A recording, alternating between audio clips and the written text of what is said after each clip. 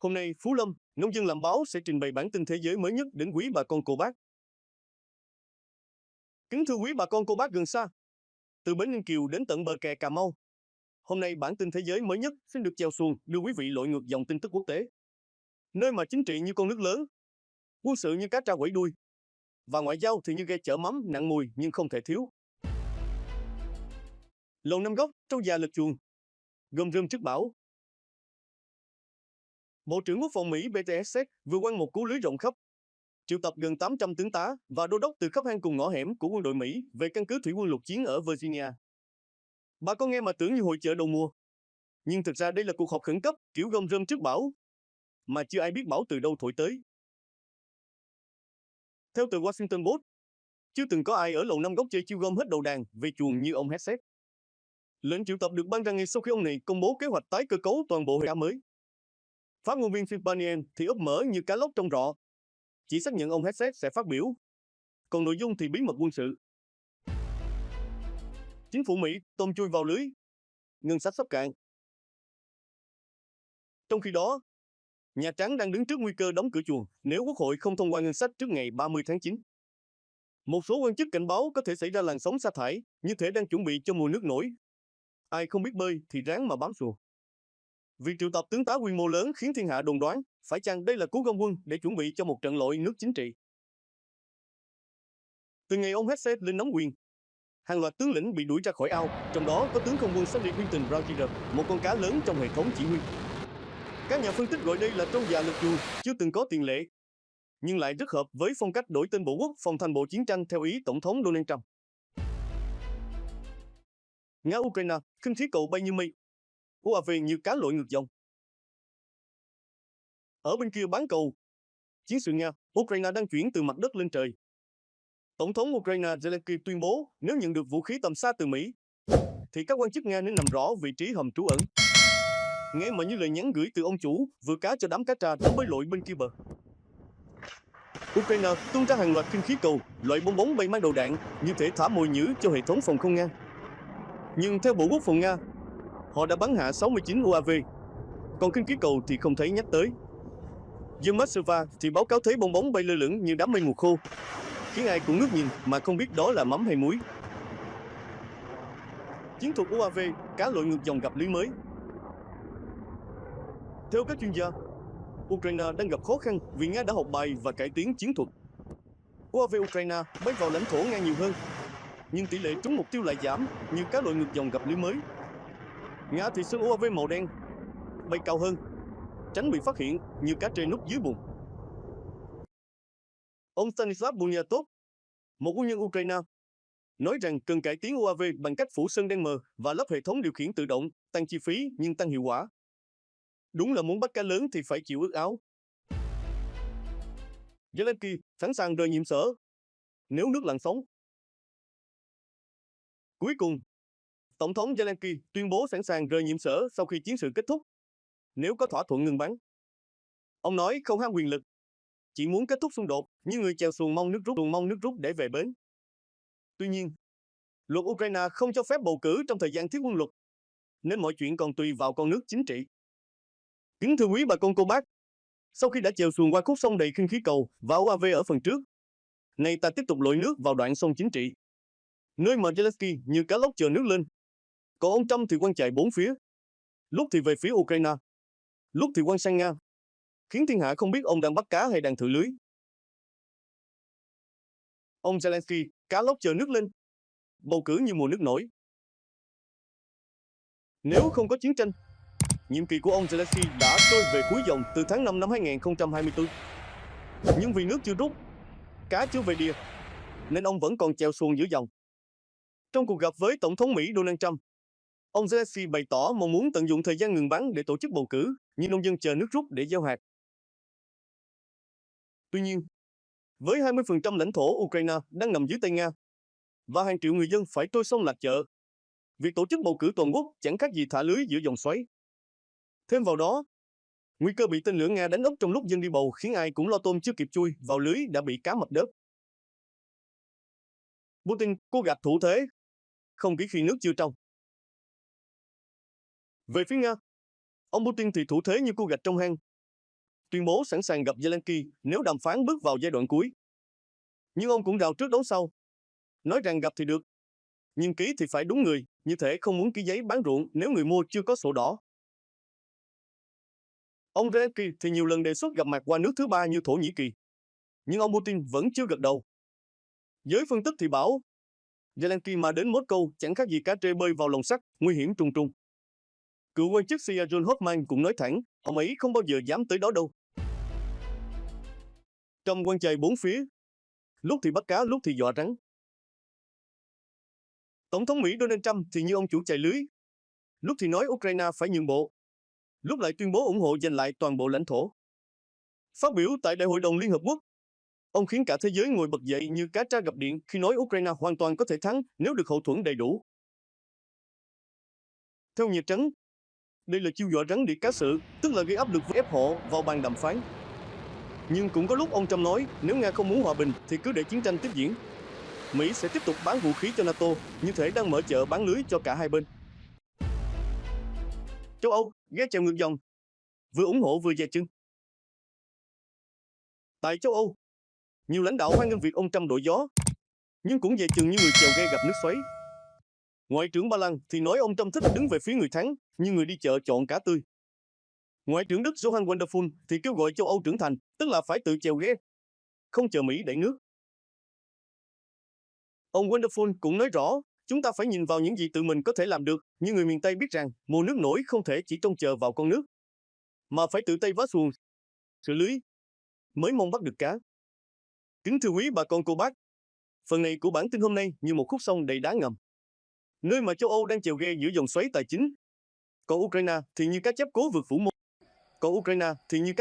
phủ môn. Mong hóa rồng giữa cơn bão chiến tranh. Mời bà con cùng lội tiếp đoạn tin tức này, vừa thấm vừa cay như mắm ruốc chấm xoài xấu. Châu Âu ghe chèo ngược gió cam kết như lưới sắt. Ngoại trưởng Đức nói thẳng như cá lóc đớp mồi, chúng ta có thể làm được nhiều hơn. Nhưng thực tế thì không phải quốc gia nào ở châu Âu cũng giữ đúng lời hứa với Ukraine. Nhiều nước cam kết như lưới sắt, nói thì hay, nhưng khi thả xuống thì cá lọt hết. Ông Trump thì phát biểu như tiếng sấm đầu mùa, thừa nhận nỗ lực với ông Putin chưa thành công, khiến châu Âu phải nhìn lại mình có nên tự vá xuồng hay tiếp tục chờ Mỹ đẩy nước. Một số quan chức châu Âu giấu tên thì nói ông Trump đang nói lời tạm biệt như người chèo ghe quay đầu khi thấy nước xoáy. Nhưng cũng có người bảo ngày mai có thể đổi ý như con nước sáng ròng chiều lớn. Không ai đoán được. Cầm quan chài rồi rút. Để châu Âu. Một nhà ngoại giao Đông Âu nhận định, ông Trump đang rút lui có chiến thuật như người quan chài xong rồi để người khác kéo lưới. Thông điệp rõ ràng, đây là chuyện của châu Âu. Câu nói các lá bài đã rõ như tiếng trống báo mùa, ai không chuẩn bị thì ráng mà bơi. Ukraine, cá chép vượt vũ môn. Xưng tiền như sinh giống lúa. Theo Bloomberg, Ukraine cần tới 65 tỷ đô la Mỹ từ nay đến năm 2027, gần gấp đôi so với dự tính ban đầu. IMF thì đang cân nhắc cho vay thêm 8 tỷ đô, trong khi chương trình hỗ trợ 15,5 tỷ đô vẫn đang chạy tới năm 2027. Nghe mà như nông dân xin giống lúa, phân bón, thuốc trừ sâu, đủ thứ để giữ ruộng khỏi bị lụt. Với hơn 60% ngân sách quốc gia dành cho quốc phòng và an ninh, Ukraine đang sống nhờ vào tiền tiếp tế từ phương Tây để trả lương công chức, lương hưu và chi tiêu nhân đạo. Nếu không có viện trợ, thì chẳng khác gì ghe không có chèo, tôi đâu thì tôi. Nga Ukraine, UAV như cá rô phi, bay đầy trời. Trong khi đó, chiến sự vẫn như con nước lũ tràn từ biên giới vào nội địa. Từ ngày 23 đến ngày 24 tháng 9, Nga tuyên bố đã chặn ít nhất 89 UAV tại các vùng Belgorod, Kursk, Volgograd, Rostov, Crimea và Biển Đen. Trước đó, thêm 92 chiếc bị phá hủy, như thể trời đang mưa cá rô phi, bay đầy trời mà không ai kịp đếm. Thống đốc Belgorod nói rằng các cuộc tấn công kéo dài đến đêm, khiến 6 người bị thương. Một tòa nhà dân cư bị trúng UAV, điện nước bị cắt như thể bão về giữa mùa khô. Ở Rostov, mảnh đạn làm 2 người nhập viện, nhà cửa tan hoang như sau cùng lúc. Novorossiysk, cá tra đâm vào lưới dầu khí bị tràn. Ukraine vừa thực hiện cuộc tấn công kép vào thành phố cảng Novorossiysk của Nga. Tiếng nổ vang lên như cá tra đâm vào lưới, khiến 2 người thiệt mạng, 11 người bị thương. 7 tòa nhà và 20 xe ô tô bị hư hại. Văn phòng đường ống dẫn dầu Caspian cũng bị ảnh hưởng, như thể cá lóc quẩy đuôi làm vỡ chung nước. Nga thì phản công bằng cách phá hủy 5 xuồng cạp tử của Ukraine gần bờ biển, nhưng người giữ đập ngăn cá vượt rào. Cả hai bên đều đang chơi trò ai thả lưới nhanh hơn. Nhưng lưới thì rách, nước thì xoáy, còn cá thì cứ bơi. Novorossiysk, cá tra quậy nước lớn hạm đội Nga lầm thế bí. Novorossiysk, thành phố cảng từng yên bình như ao làng mùa khô, nay đã trở thành trung tâm then chốt của hạm đội Biển Đen. Sau khi Sevastopol bị Ukraine tập kích, nhiều cá rô phi bay vào lưới. Các cuộc tấn công bằng UAV vào Novorossiysk được ví như thả lưới ngay cửa cống, nhằm gây sức ép lên năng lực hậu cần và triển khai của hạm đội Nga. Chiến lược của Kiev đang chuyển từ phòng thủ sang đánh vào đầu cá, tức là làm suy yếu khả năng kiểm soát biển của Nga. Việc mở rộng tấn công ra ngoài Crimea chẳng khác gì cá lóc vượt đập, cho thấy Ukraine đang chơi ván bài lớn. Bokrovsk, trận địa như ruộng lầy, Nga dồn quân như đắp đê. Ở phía bắc Bokrovsk, quân Nga đang bị bao vây ngược như người đắp đê mà nước lại tràn từ phía sau. Tiểu đoàn Kala của Ukraine đã chiếm một phần làng Novorossiysk và đang tiến vào Zaporizhzhia. Nga thì dồn tổng lực tấn công Bokrovsk từ tháng 8, nhưng đến nay vẫn chưa xuyên thủng được lớp buồng phòng thủ. Ông Viktor Hubov, phát ngôn viên nhóm Kotusia, nói Bokrovsk là điểm nóng như lò than giữa mùa hè. Nga muốn chiếm Bokrovsk để mở cửa kiểm soát vùng Donetsk, như người muốn chiếm đầu nguồn để điều tiết nước cả vùng. Thái Lan, Campuchia mương chứa phân ranh, ruộng đã cắm cọc. Trong khi đó, ở Đông Nam Á, Thái Lan và Campuchia đang căng dây tranh ruộng dọc biên giới dài 817 km. Tân Ngoại trưởng Thái Lan Sihasak Phương Khe theo kêu gọi giảm quân, tháo mình và trấn áp hoạt động bất hợp pháp, như người hàng xóm kêu gọi đừng thả trâu qua ruộng tôi nữa. Thủ tướng Thái Lan Enakthi Chavirakul thì nói thẳng, không đàm phán khi còn vũ khí và lá chắn sống, nhưng người chủ ruộng tuyên bố không nói chuyện khi còn thấy người lạ đứng trên bờ đê. Ông giao toàn quyền cho quân đội kiểm soát biên giới, có thể cắm cửa Thái Lan bất kỳ nơi nào, nhưng người cắm cọc giữ ruộng ai bước qua là bị đuổi. Chính phủ mới Thái Lan ghe vừa hạ thủy, chưa kịp chèo ra sông. Tại Bangkok, Thủ tướng Anutin Charnvirakul cùng đội các vừa làm lễ tuyên thệ trước quốc vương Maha Vajiralongkorn. Chính phủ mới gồm 36 thành viên, đảm nhiệm 41 vị trí, như một chiếc ghe lớn vừa hạ thủy, mỗi người giữ một mái chèo. Văn kiện chính sách dài 8 trang, gọi là sách xanh, tập trung vào kinh tế hộ gia đình, an ninh quốc gia, biên giới và khắc phục thiên tai, như bản đồ dẫn đường qua mùa nước nổi. Thủ tướng Anutin quyết định không tham dự Đại hội đồng Liên Hợp Quốc vì chưa phải ưu tiên, nhưng người chủ ghe nói, chưa ra sông lớn, lo vá đáy ghe trước đã. Kính thưa quý bà con cô bác, sau 4 phần chèo xuồng qua những khúc sông đầy sóng gió, phần bản tin này là đoạn cuối nơi ghe cập bến, nhưng nước vẫn còn xoáy. Thế giới chưa yên, nhưng bản tin xin được khép lại bằng một hồi kết vừa cay vừa thấm, như nước mắm ngon rưới lên trái dưa hấu. Thái Lan, ghe mới ra khơi, đã tính nghị quay về. Thủ tướng Thái Lan Anutin Charnvirakul đang phối hợp với Chủ tịch Quốc hội để sớm công bố chính sách chính phủ, nhưng người chủ ghe chuẩn bị bản hướng dẫn chèo cho cả đoàn. Chính phủ mới ưu tiên giải quyết tranh chấp biên giới với Campuchia, phục hồi kinh tế, xã hội, như người vá lưới sửa mái chèo, chuẩn bị cho mùa nước nổi. Chính sách kinh tế nhấn mạnh thạng lớn nhanh chóng, như cá lóc bơi một phát là tới đầu nguồn. Nhưng cũng không quên tính bền vững, như người trồng lúa biết phải giữ đất cho mùa sau. Chính phủ cam kết đưa Thái Lan thành trung tâm kinh tế hàng đầu khu vực, cạnh tranh trong du lịch, y tế, nông nghiệp, ô tô và công nghệ cao, nhưng người chủ chợ muốn mở thêm sạp bán từ mắm đến máy bay. Giải tán hạ viện, cắm cọc rồi rút, cho dân thả lưới. Thủ tướng Anutin công bố kế hoạch giải tán hạ viện vào tháng 1 năm 2026, để dân bỏ phiếu vào tháng 3 hoặc đầu tháng 4, như người cắm cọc giữ ruộng, rồi rút về cho bà con thả lưới. Đây là cam kết với đảng Nhân dân đối lập.